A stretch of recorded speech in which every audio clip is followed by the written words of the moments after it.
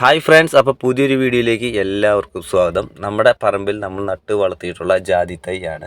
2 വർഷം പ്രായമായിട്ടുള്ള ജാതി തൈയാണ്. ഇന്ന് നമ്മൾ ഈ ജാതി തൈകളെല്ലാം ബെഡ് ചെയ്യാൻ പോവാണ്. നമ്മൾ എന്തിനാണ് ജാതി തൈ ബെഡ് ചെയ്യണതെന്ന് വെച്ച് കഴിഞ്ഞാൽ, നമ്മുടെ ജാതിക്ക് ആണും പെണ്ണും ഉണ്ട്. അപ്പോൾ നമ്മുടെ ജാതി വളർന്ന് വലുതായി അതിൽ നിന്നും ഒരു ആദായം എടുക്കുന്ന സമയമാകുമ്പോൾ അത് ആൺജാതിയായി മാറിക്കഴിഞ്ഞാൽ നമുക്കതിൽ നിന്നും ആദായം ലഭിക്കില്ല.